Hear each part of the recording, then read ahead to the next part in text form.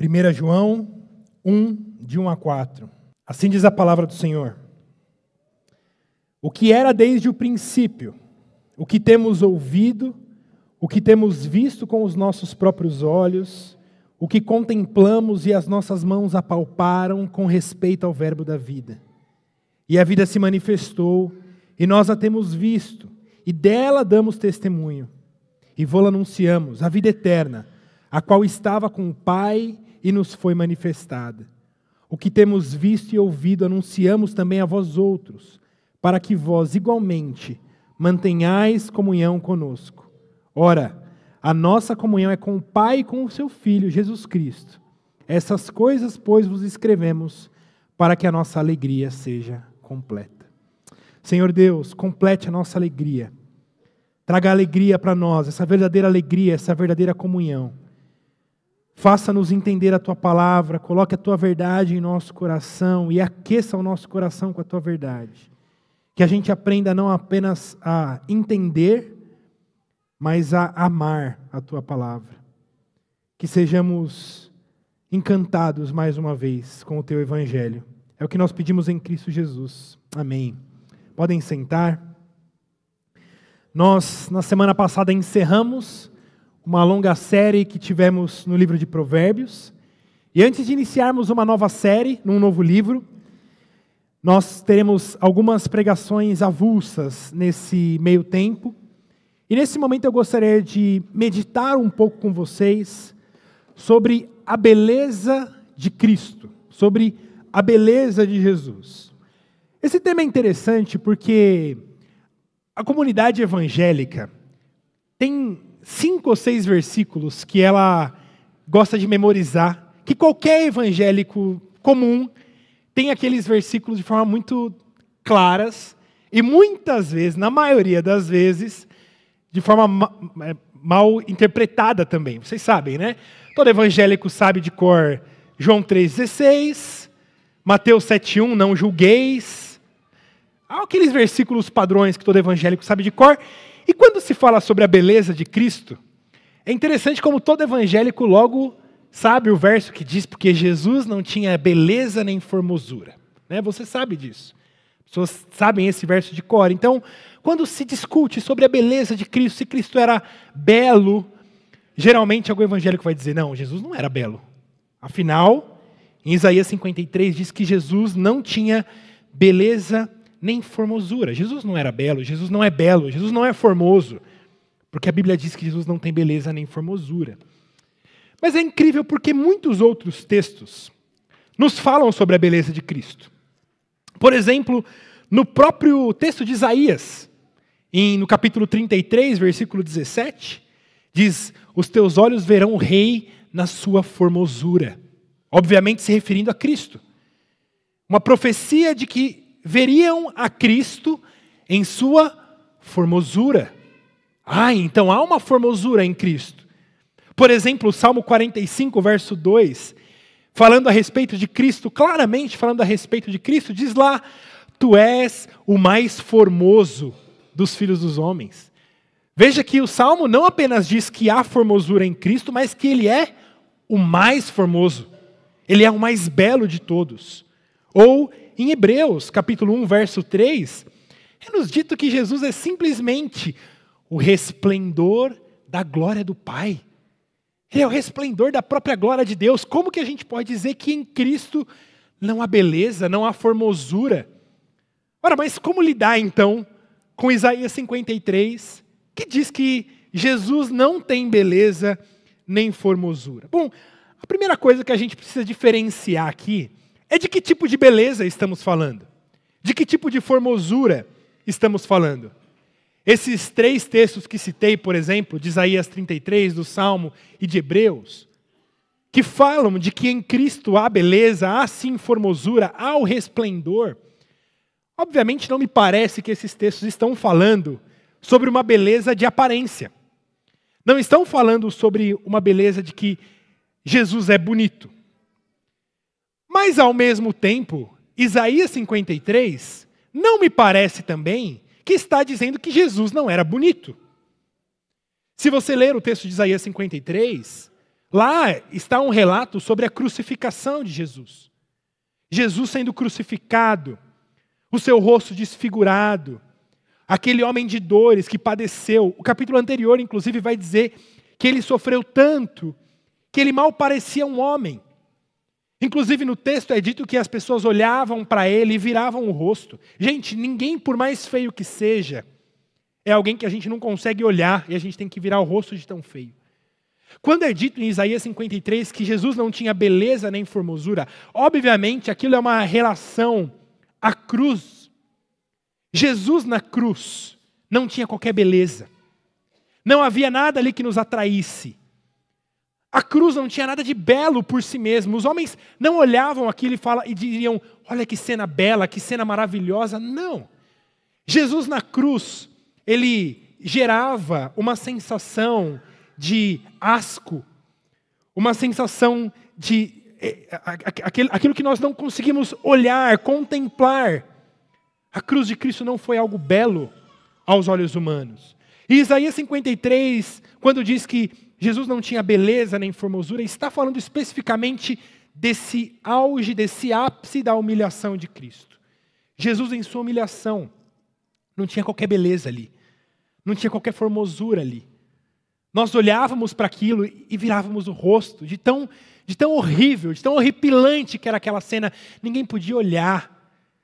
Imagine a sua cruz de espinhos que perfuravam a sua cabeça, as suas costas abertas em carne viva de tantas chicotadas que ele tomou, as suas feridas. Jesus, de fato, não havia nele ali qualquer coisa que nos atraísse, era uma imagem repulsiva aos nossos próprios olhos. Mas o meu ponto aqui não é ficar elucubrando se Jesus é bonito ou não. Mas o meu ponto é investigar de que tipo de beleza e formosura esses outros textos nos dizem. A Bíblia nos fala assim que Cristo é belo, que Cristo é formoso, e eu quero então meditar um pouco nessa formosura e nessa beleza de Cristo. Começando então aqui pelo nosso texto que nós acabamos de ler, de 1 João 1:1. E veja como ele começa esse texto que nós lemos de 1 João. Ele diz o que era desde o princípio.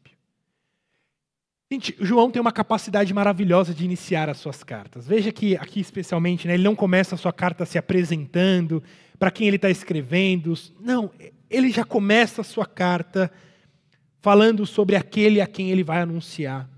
E ele começa com essa expressão, dizendo o que era desde o princípio. E é interessante porque ele não começa dizendo quem era desde o princípio. Eu anuncio aquele quem era desde o princípio, mas o que era? Aquilo que era desde o princípio eu anuncio para vocês. Por isso, quando ele usa essa palavrinha o que, João não está fazendo uma referência somente à pessoa de Jesus, mas ele está fazendo uma referência ao conteúdo de Jesus. Ele está apontando para esse que era a própria verdade. Ele está dizendo essa verdade, o que era, o seu conteúdo, isso que era desde o princípio. Interessante como 1 João é muito parecido com o Evangelho de João em sua abertura. E lá no Evangelho de João, capítulo 1, versículo 1, é dito, no princípio era o verbo. Deixa eu só me achar aqui. No princípio era o verbo estava com Deus e o verbo era Deus. Veja, quando ele começa aqui 1 João dizendo aquele que era, o que era desde o princípio, ele está de alguma forma escrevendo igual escreveu o Evangelho de João, falando essa verdade, esse verbo que estava com Deus, a palavra que estava com Deus, essa palavra veio até nós. No princípio ele era. Veja que a primeira coisa que João nos aponta aqui é sobre a eternidade de Jesus. Jesus é mostrado aqui por João, nessa frase, o que era desde o princípio, como esse Deus que é eterno. Veja, antes do princípio, antes de tudo começar, ele era. Jesus era. E veja que ele não fala que Jesus existia, ele não diz aquele que existia no princípio, mas no princípio Jesus era. Jesus é. Aquele que é, ele nunca deixou de existir, nem deixará de existir. Nós existimos, mas Jesus é. Deus é. Ele não teve início e não terá fim. E João, nessas pequenas palavras, ele já mostra a carga disso. No princípio ele era. Ele era. Ele não tem início, ele não tem fim. Ele é sempre eterno. Jamais foi criado. Jesus sempre foi.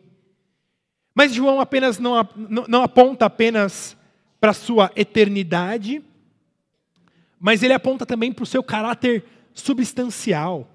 Quando é dito que no princípio ele era, ele está mostrando Jesus como o próprio princípio. Jesus é o princípio. Ele é o fundamento, ele é o cabeça. Como é dito lá em Colossenses, ele é o primogênito sobre todas as coisas. Nele tudo foi criado. Nele tudo subsiste. Ele é o cabeça, ele é o princípio, ele tem a primazia, nele reside a plenitude. João, nessas pequenas palavras, dizendo, no princípio ele era, o que era desde o princípio. João está mostrando a eternidade de Jesus. E ele está mostrando que Jesus é o fundamento de todas as coisas. Ele é o cabeça, o princípio, aquele que tem a primazia. Vejam, irmãos, que João ataca aqui diretamente, nessa pequena frase, algumas heresias. A primeira em relação à própria divindade de Jesus. Porque João já mostra que Jesus é divino, Jesus é Deus. Não como dizem os testemunhas de Jeová, por exemplo, que Jesus não é Deus. Jesus é um grande homem, um grande mestre, mas não é Deus, mas que Jesus foi criado. Não. João está dizendo que Jesus jamais foi criado, porque no princípio ele era. Ele já era no princípio. Ele também não é esse Cristo anunciado pelos muçulmanos, que anunciam um Jesus que é um mero profeta, que é só um profeta, mas que não é Deus, que não é o Deus encarnado. Por isso, quando ele diz aqui o que era desde o princípio, João já coloca uma estaca nas heresias, tanto dos testemunhas de Jeová, quanto dos muçulmanos, ao quererem nos trazer um Jesus que não é o Deus homem. Esse Deus eterno, autoexistente, soberano, rei sobre todas as coisas. Mas eles querem abraçar assim a Jesus. Mas um Jesus falso, um Jesus fraco, um Jesus que não é Deus, que não é homem. E veja que o texto continua aqui de João. E ele diz o que temos ouvido e o que temos visto com os nossos próprios olhos, o que nós contemplamos e as nossas mãos apalparam com respeito ao verbo da vida. E a vida se manifestou e nós temos visto, e dela damos testemunho. E vô-la anunciamos, a vida eterna, a qual estava com o Pai e nos foi manifestada. E o que temos visto e ouvido, anunciamos também a vós outros. Veja que João aqui está nos anunciando algo que ele foi testemunha em primeira mão. João está dizendo, eu não estou dizendo para vocês algo que eu ouvi falar, mas nós vimos esse verbo da vida. Veja que na primeira frase, João aponta para a eternidade de Jesus, para a divindade de Jesus. Ele que é eterno, que é Deus, que é a própria palavra, é o próprio verbo encarnado. Mas na sequência ele diz, nós tocamos o verbo. Nós estivemos com o próprio Deus. Nós tocamos em Deus, nós vimos a Deus face a face. Nós comemos com Ele, nós sentamos com Ele. Vejam, o que eu estou anunciando para vocês não é uma história, não é uma lenda. O que eu estou anunciando para vocês não é fábulas de Esopo ou contos de fadas. Mas nós vimos a Deus. Nós tocamos em Deus. Nós conversamos com Deus, nós sentimos a Deus. Nós estivemos com Ele. Nós ouvimos a Ele. Vejam, irmãos, que o que João está anunciando aqui não é obra humana. Ele está anunciando a maior maravilha da história da humanidade. O Deus eterno, autoexistente, sempiterno, soberano. Nós tocamos nesse Deus. Você tem ideia do que é isso? O homem que jamais imaginou que um dia pudesse chegar na lua. Um homem que sequer consegue descer nas profundezas do mar. que tudo isso é grande demais para que nós toquemos. Nós não conhecemos nada a respeito das estrelas, das galáxias. É tão pouco até onde o homem subiu. É tão pouco até onde o homem desceu. Nós conhecemos tão pouco a respeito da própria criação. É tão triste, né? Porque nós que já passamos pela escola há um bom tempo, sabemos que tudo aquilo que você aprendeu em física, em química, em biologia, a maioria daquilo já não vale mais nada. Não porque a verdade mudou, mas porque o homem não consegue compreender nem sequer a criação em sua completude. É por isso que a ciência ela está constantemente mudando. Aquilo que era uma verdade inquestionável há 15 anos atrás, já foi derrubada pelo próprio descobrimento. Nós sequer conhecemos e entendemos as coisas que estão ao nosso redor. Mas veja o que João está dizendo, nós tocamos a Deus. Nós que sequer conhecemos o mar, o oceano, nós conhecemos a Deus, o Criador de todas essas coisas, nós tocamos. Esse Deus soberano, o Criador, Ele veio até nós. Esse Deus imenso, que não pode ser alcançado por mente humana, Ele se tornou um homem comum. Um homem que andou do nosso lado, o carpinteiro, Jesus, aquele de Nazaré, filho de José e Maria. Mas esse homem comum é o Deus encarnado. É por isso que João está enfatizando isso para nós. Nós vimos, nossas mãos apalparam esse Deus. Esse verbo da vida se materializou entre nós, ele se fez homem. Você já pensou em quão incrível é isso? O quão extraordinária é essa verdade do Deus encarnado se fazendo homem, se despojando de toda a sua glória. Aliás, se você ainda não conhece a música de Estênio Márcios chamada O Que Ninguém Viu e Quem É Que Não Chora, você deveria ouvir essas duas músicas hoje à tarde. Mas quando a gente para pensar um pouco no que é o próprio Deus se despojando de toda a sua glória, se fazendo homem, isso é o que a nossa mente humana não pode alcançar, não pode entender. Mas o que João está escrevendo para a gente gente pode não entender, mas essa é a verdade. Eu encostei em Deus. Eu olhei a Deus face a face. Mas, irmãos, nesse relato aqui de João, há uma palavrinha que faz toda a diferença para aquilo que ele vai caminhar ao final aqui desse trecho. Nós vamos chegar lá ainda, mas vocês viram que o final daquilo que lemos o objetivo de João é anunciar essa verdade, anunciar isso que eles viram e ouviram. Para quê? Para que haja verdadeira comunhão e verdadeira alegria. Não é isso que nós lemos no final?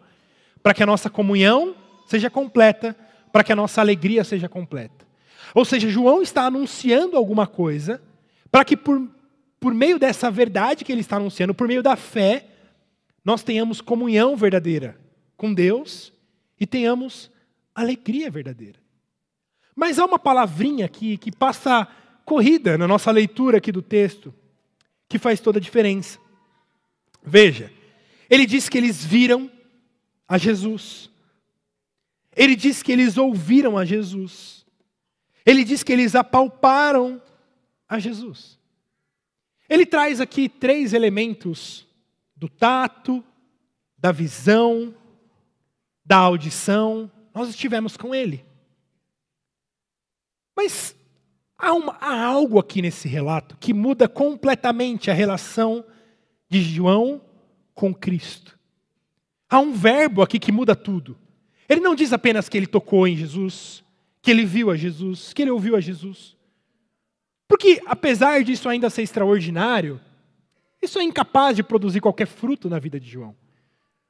E o verbo especial que João diz aqui é aquele que contemplamos. Aquele que nós contemplamos. Nós não apenas tocamos nele, nós não apenas o ouvimos, mas nós o contemplamos. Perceba uma coisa, irmãos. É exatamente essa palavra aqui que nos diferencia de Satanás. É somente essa palavra que nos diferencia de Satanás. É essa palavrinha que nos diferencia de Judas. Porque Judas olhou Jesus. Judas também tocou em Jesus. Judas também ouviu a Jesus. Mas há um elemento que nos diferencia, que diferencia o cristão de Satanás. É o amor. Quando João diz que eles contemplaram, eles ficaram maravilhados. O coração deles foi tomado de amor, de reverência diante disso. É isso que muda todo o cenário. Porque Satanás, ele acredita em tudo que nós falamos aqui a respeito de Jesus. Veja que João, nas suas palavras, ele nos fala, como eu disse, sobre a eternidade de Jesus, sobre a humanidade de Jesus, sobre a sua divindade, que ele é o verbo da vida, que ele é a verdade, ele é o Deus encarnado. Meus irmãos, Satanás crê em tudo isso. Satanás crê que Jesus é o verbo de Deus encarnado. Satanás crê na sua divindade, na sua humanidade. Ele crê que ele é o Filho do homem, o Cordeiro de Deus que tira o pecado do mundo. Mas o que há de errado então com Satanás? Satanás não ama essa verdade. Satanás não contempla essa verdade. Ele sabe e ele crê em tudo isso. Mas ele não ama isso. Isso não move o seu coração, as suas afeições. Pelo contrário, ele odeia essa verdade. Por isso, o grande ponto aqui de diferença do relato de João é que João está dizendo, nós não apenas conhecemos a Jesus. Nós não apenas temos informações corretas a respeito de Jesus, mas nós o contemplamos. O nosso coração foi tomado por essa verdade. Irmãos, o problema de Satanás não é teologia ruim. A teologia de Satanás é excelente. Satanás crê em todos os grandes princípios da Bíblia. Satanás crê na soberania de Deus, na inspiração das Escrituras, na trindade, na depravação, na eleição incondicional, na graça, na perseverança, na regeneração, na santificação, na perseverança dos santos. Ele sabe da importância dos sacramentos, do sacerdócio universal dos crentes, da grande comissão. Ele sabe que Cristo voltará e julgará o mundo. Satanás sabe de tudo isso. Satanás é um excelente teólogo. Mas Satanás não ama. Satanás não contempla. E sabe o que é triste? Que há muitas pessoas que se chamam de cristãos, que vivem na igreja, que são membros de igreja, que se contentam em saber coisas corretas a respeito de Deus. Parabéns. Isso te faz igual a Satanás. Você tem informações corretas a respeito de Jesus? Você tem uma boa teologia? Você conhece vários pontos da doutrina? Parabéns. Você é quase tão bom quanto Satanás. Porque Satanás ainda é melhor do que você. A teologia dele é melhor que a sua. Veja, se o seu coração não é tomado de amor pela verdade, se o teu coração não contempla a verdade, se o teu coração não é movido de alegria, de comoção por Cristo, todo o seu conhecimento só serve para te condenar ao inferno. Porque conhecendo a verdade, você não contemplou a verdade. Como Judas, que andou com Cristo, comeu com Cristo, tocou a Cristo e traiu a Jesus. Entregou a Jesus à morte. Quanta condenação merece um homem como Judas, que viu com os próprios olhos, que ouviu, mas que ainda assim não se curvou, que ainda assim não submeteu a essa verdade. Mas, irmãos, se Judas merece toda a condenação, o que dizer daqueles que conhecem a verdade? Que estão sendo expostos à verdade domingo após domingo, que têm uma Bíblia em sua casa, mas desprezam a verdade, não amam a verdade, não contemplam a verdade. Há uma história contada por Charles Spurgeon, aquelas histórias que a gente não sabe se ele estava contando uma história como uma anedota, ou se de fato é algo que aconteceu, mas pelo seu relato parece que é algo que aconteceu. Ele diz mais ou menos assim, de que ele foi visitar uma senhora muito pobre, de sua igreja, e essa senhora passava por muitas necessidades financeiras. E lá então, provavelmente tomando um bom chá inglês, na casa dessa senhora, essa senhora havia sido governanta de um homem muito rico, que havia falecido. Como uma empregada doméstica, alguém que estava nos cuidados da casa de um homem muito rico, e esse homem faleceu. Ela então não tinha mais o seu emprego e estava passando por muita necessidade financeira. Enquanto Spurgeon fazia ali sua visita, ele olhou para um quadro na parede e começou a ler o que estava naquele quadro. Ele perguntou para ela: minha senhora, o que é esse quadro aqui na sua parede? Ela diz: esse foi um papel que meu patrão deixou para mim. Ele deixou de presente para mim esse papel, mas como eu não sei ler, eu quis guardar de recordação, mandei enquadrar e pus na parede. Minha irmã, isso é um testamento. Ele deixou uma grande quantia de dinheiro para você.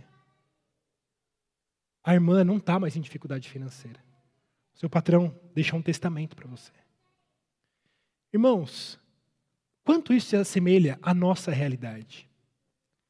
Que muitas vezes vivemos na miséria, passamos por dificuldades, por lutas, e temos um testamento do nosso Deus, nos prometendo riqueza, não da forma como o mundo pensa, mas alegria, satisfação, amor, bondade. Aliás, Deus não nos deixou um testamento, né?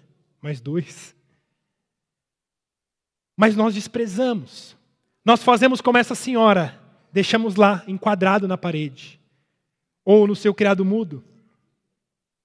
Mas não usamos, não usufruímos daquilo que recebemos de Deus. Nós sabemos que aqui há a verdade. Não há qualquer desconfiança em nós que aqui há a verdade. A gente fala: não, eu acredito que aqui há a verdade. Mas a minha pergunta é: você faz uso dessa verdade? Você ama essa verdade? O seu coração contempla essa verdade? Porque, meus irmãos, uma verdade enquadrada num quadro não resolve nada. Um testamento num quadro não muda a situação de miséria de alguém que recebeu uma grande herança. Da mesma forma como termos recebido verdades, conhecimento, uma boa teologia, é incapaz de produzir vida em nós, se nós não pararmos para contemplar essa verdade, para amar essa verdade. Perceba que João, então, ele estabelece esses 2 princípios fundamentais para que haja verdadeira alegria e comunhão. O primeiro princípio é da verdade. Nossa comunhão está na verdade. Não há comunhão fora da verdade. Mas também não há comunhão fora do amor, fora da contemplação dessa verdade. Nós voltaremos ainda a isso mais no final.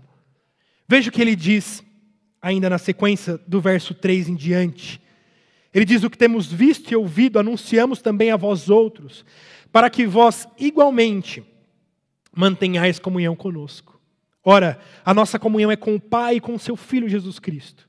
Essas coisas, pois, vos escrevemos, para que a nossa alegria seja completa. Aquilo que João está anunciando é para que haja verdadeira comunhão. Comunhão primeiro com quem? Com o Pai e com o seu Filho. Essa é a comunhão mais importante que nós devemos buscar. Estar em comunhão com Deus. Estar em comunhão com Deus. Não separados de Deus, como é a situação espiritual de todo ser humano, em sua natureza. Que nós estamos separados de Deus, distantes da sua glória, por causa do pecado. João está dizendo: há um caminho para que tenhamos comunhão com Deus novamente. Para que tenhamos comunhão com Deus e com o seu Filho. E essa comunhão com Deus, essa comunhão vertical, produzirá também uma comunhão horizontal. Uma comunhão uns com os outros. O que João está dizendo é, quando nós estamos fundamentados naquilo que eu anuncio para vocês, nós temos essa verdadeira comunhão. Comunhão com Deus e com o seu Filho. E uma comunhão nossa. Que não está fundamentada em classe social, não está fundamentada em gosto musical, não está fundamentada em time de futebol, mas aquilo que está produzindo essa comunhão em nós é muito mais fundamental, aliás, é o princípio de todas as coisas, como ele começou o seu texto. Essa é a verdadeira comunhão. Uma comunhão que temos em Deus. Mas não somente comunhão, mas ele diz para que a nossa alegria seja completa. Ou seja, essa comunhão com Deus e com seu Filho Jesus Cristo e com os irmãos produz essa alegria completa. Não uma alegria fugaz, não uma alegria passageira, não uma alegria humana, mas uma alegria completa. Não é isso que nós buscamos, irmãos, não é isso que a humanidade busca. Alegria. É isso que assim como aquela tartaruguinha que quando nasce, já corre lá em direção ao mar por conta das estrelas. Assim é todo homem que nasce, que já corre em direção à alegria. Ele quer se fazer feliz, ele quer buscar a alegria. Ele quer buscar a satisfação. E não há problema nisso. O problema é quando buscamos essa alegria, essa satisfação nas coisas erradas. O que João está dizendo é, vocês querem alegria, vocês querem satisfação, então corra para a maior estrela que há, que é em Deus e em seu Filho. Na comunhão com Deus, a alegria de vocês será completa. Mas veja, aquilo que João está anunciando são esses dois fundamentos que nós dissemos. Essa verdadeira comunhão e essa verdadeira alegria estão fundamentadas nesses dois pilares. Que um sem o outro não subsiste. A verdade e o amor. A verdade e o amor. A verdadeira alegria, a verdadeira comunhão só pode ser encontrada na verdade e no amor. Isso porque só o amor não é suficiente. Não adianta amar o que é errado. Amor sem a verdade é incapaz de produzir essa verdadeira comunhão com Deus e essa verdadeira alegria. Há muitas pessoas, vocês conhecem, eu conheço, que dedicaram toda a sua vida para uma falsa religião, para um falso Deus, para um falso evangelho. E nós olhamos para essas pessoas com misericórdia. Porque o que nós vimos? Que é ignorância. Eles se dedicaram, eles serviram, talvez muito mais do que nós. Eles amaram aquilo que eles faziam, mas faziam aquilo longe da verdade. Irmãos, longe da verdade é incapaz de encontrarmos comunhão com Deus. Eles faziam aquilo cheios de amor, cheios de sinceridade, mas no erro. Eles têm um fundamento na areia. Perceba que o amor por si mesmo não é suficiente se esse amor está depositado na mentira. Se esse amor está depositado no erro. A fé, eu posso ter muito amor por uma ideia de que, por exemplo, a lei da gravidade não exista. Eu posso subir a um prédio e dizer, eu vou me lançar daqui porque eu acredito fielmente que a lei da gravidade não vai me puxar para baixo. Eu tenho convicção. O que vai acontecer? A lei da gravidade estará em dia e não falhará. Você já viu essa frase construtivista dos nossos dias? Ai, se você acredita assim, essa é a sua verdade. Pula de um prédio para você ver se essa é a sua verdade. Irmãos, a verdade é a verdade e ninguém pode contra a verdade. Em 2 Coríntios 13:8, é dito isso, porque nada podemos contra a verdade, senão em favor da própria verdade.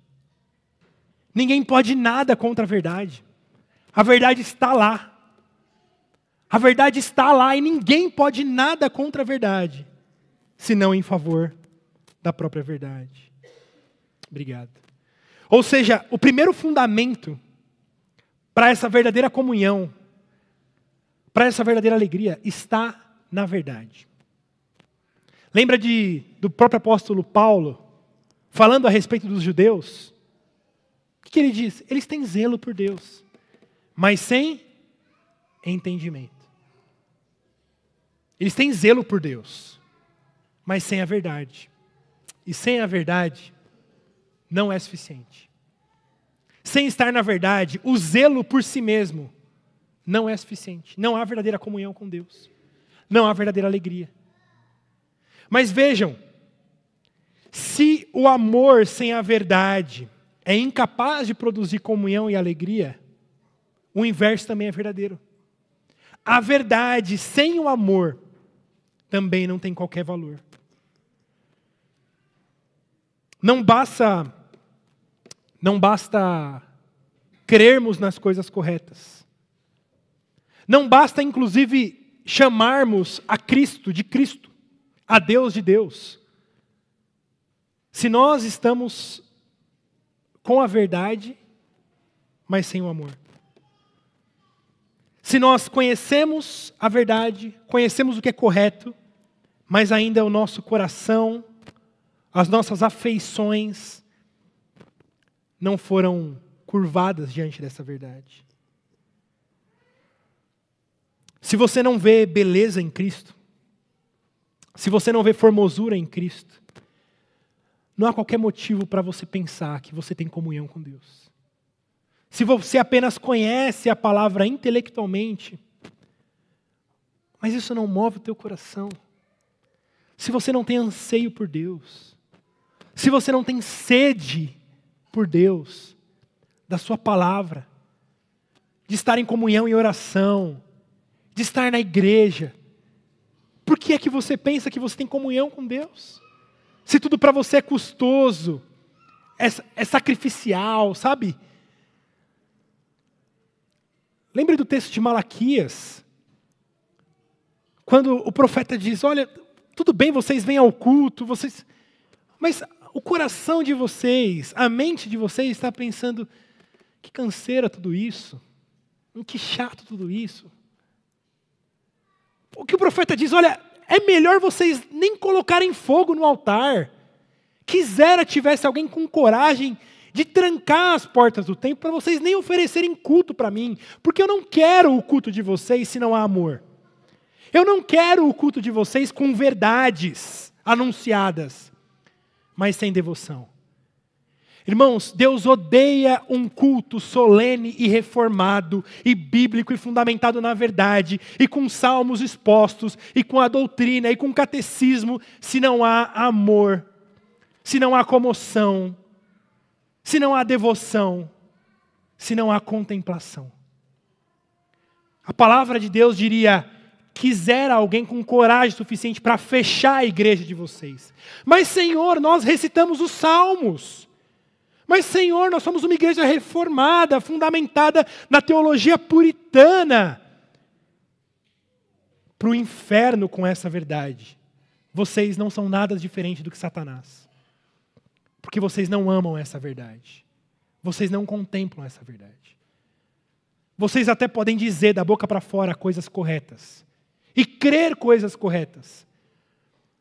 Mas essa fé de vocês não é a verdadeira fé. Porque não vem de um coração que ama, que contempla. Um coração que vê em Cristo beleza e formosura. Por isso, esse é um grande alerta para nós. Esse é um grande alerta para nós. Primeiro, a verdade é fundamental. Nós não negociamos a verdade. A verdade não pode ser negociada.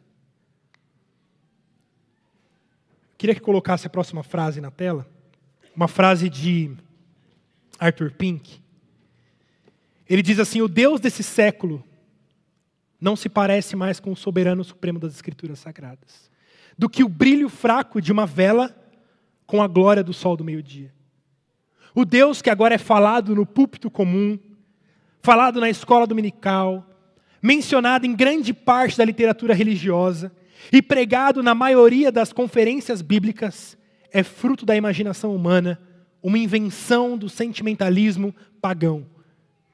Os pagãos fora da cristandade formam deuses de madeira e pedra, enquanto os milhões de pagãos dentro da cristandade fabricam um Deus de sua própria mente carnal.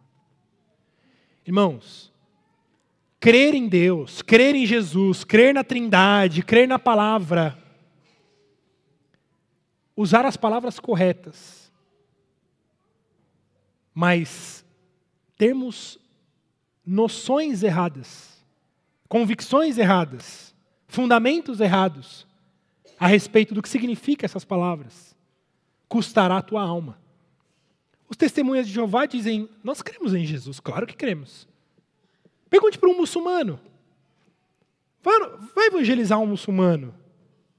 Ele vai dizer: não, mas eu também creio em Jesus. Mas em que Jesus você crê? Num Jesus que é Deus, que é eterno, que é Salvador, que é o Cordeiro de Deus, autoexistente? Não, esse Cristo não, esse Jesus não. Eu até aceito um Jesus que é um grande profeta, mas não Senhor soberano. Pois é, fora da verdade, não há comunhão com Deus. Fora da verdade, não há alegria. Mas não se enganem, a verdade sem o amor, ela também não é suficiente. Como diz Mateus 15:8, se não me engano é o próximo texto que está aí projetado, Jesus falando a respeito dos fariseus, desculpa, não é esse, pode tirar. Mateus 15:8, Jesus dizendo a respeito dos fariseus, ele diz: esse povo me honra com os lábios, mas o seu coração está longe de mim. Ou seja, se por um lado, estar errado na verdade custará a nossa alma, ter a verdade em nosso lado, ter as palavras corretas nos lábios, mas o coração longe de Deus, também não é suficiente. Lembre-se daquilo que Jesus diz no final do Sermão do Monte, quando ele diz: no último dia virão diante de mim pessoas dizendo: Senhor, Senhor. Veja, reconhecendo Jesus como Senhor, chamando Jesus pelo título correto de Senhor. Nós em teu nome não fizemos isso, não fizemos aquilo. Veja, mostrando zelo, serviço. Que ele diz: apartai-vos de mim, eu nunca vos conheci. Vocês não têm comunhão comigo. Não há comunhão comigo. Não há comunhão falando as coisas corretas. Não há comunhão servindo, não há comunhão produzindo, se isso não é fundamentado no amor. Por isso, vejam, irmãos, embora a gente consiga até, pelo nosso esforço, adquirir um conhecimento correto, isso não é tão difícil. Não é tão difícil você fazer um cursinho de teologia e conseguir responder uma provinha ou afirmar coisas corretas a respeito de Deus. Você pode fazer aqui nosso curso de Fundamentos da Fé Cristã, entender tudo, entender o simples, o fundamental, o básico, responder lá o questionário da membresia. Então, ok. Não é muito difícil, pelo próprio esforço intelectual.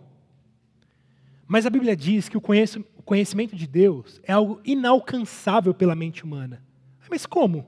Se eu consigo fazer um cursinho e responder as coisas corretas? Não me parece assim ser tão inalcançável. Pois é, porque só responder as coisas corretas não é suficiente. É inalcançável porque o conhecimento verdadeiro de Deus só pode ser encontrado por um coração transformado.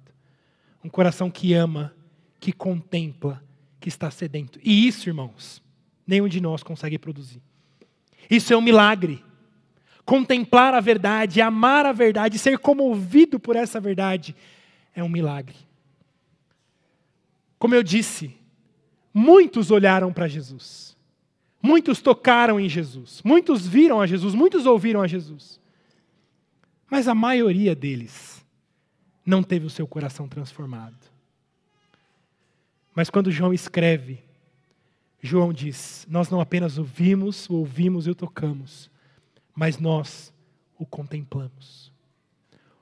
Lembre-se de Jesus caminhando com aqueles 2 discípulos depois da sua ressurreição. E ele está explicando ali muitas verdades para eles, dizendo, olha, desde o Antigo Testamento, desde lá da criação, explicando, dando uma aula de teologia para eles. E eles estão entendendo. Eles estão compreendendo, mas falta alguma coisa. Ainda falta algo. Mas o que é dito no texto é que quando Jesus então parte o pão, os olhos daqueles discípulos se abrem. E eles contemplam. Eles não estavam cegos. Eles estavam vendo a Jesus. Eles estavam ouvindo a Jesus. E podiam tocar a Jesus, estavam comendo com ele. Mas a obra da salvação é um milagre. Quando Jesus parte o pão, eles finalmente contemplam. Eles olham, o nosso coração não queimava. Nós não fomos inundados por um amor inexplicável. Por isso, irmãos, é que o conhecimento de Deus, ele não pode ser alcançado por esforço humano. Só Deus é capaz de colocar um coração que ama, um coração que contempla, um coração sedento pelo Evangelho. Mas a grande verdade é que Deus é gracioso. E que Deus promete que todos aqueles que buscam esse coração, Ele dará. Como é dito em Mateus 7, 7 e 8, pode colocar o texto agora. Que Jesus diz, pedi e dar-se-vos-á.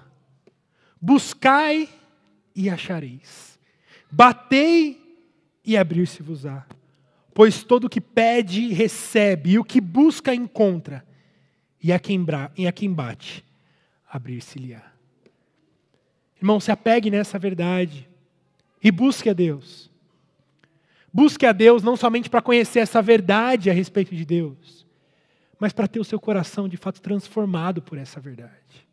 Sedento por essa verdade, contemplando essa verdade. E vejam, isso não é algo que acontece somente no momento da conversão.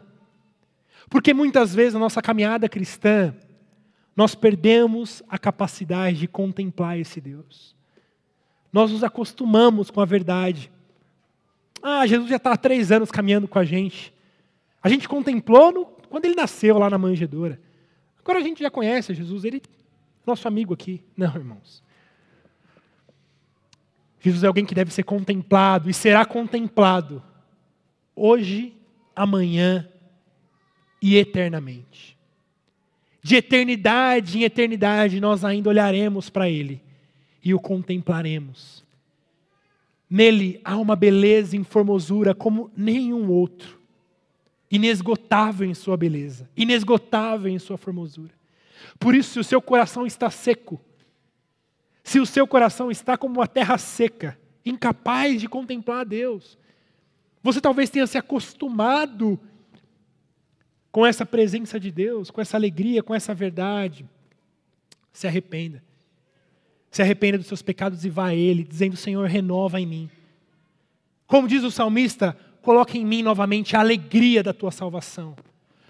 Preenche novamente o meu coração com esse amor, com essa devoção, com essa contemplação da verdade. Para que eu não me contente apenas com o conhecimento correto, mas que eu busque essa contemplação, esse amor, essa verdade. Amor sem verdade é futilidade. Verdade sem amor é mera intelectualidade. Que a gente encontre essa verdadeira comunhão com Deus, essa verdadeira alegria, buscando essa fé que é fundamentada na verdade e no amor. Vamos orar a Deus. Ó Deus, cria em nós um coração voluntário, um coração amoroso, um coração grato, um coração que contempla. Faça-nos olhar com os olhos do coração para Cristo. Não apenas com os olhos da mente, mas com os olhos da fé, com os olhos do coração. produza em nós amor, devoção, afeições corretas por Cristo Jesus.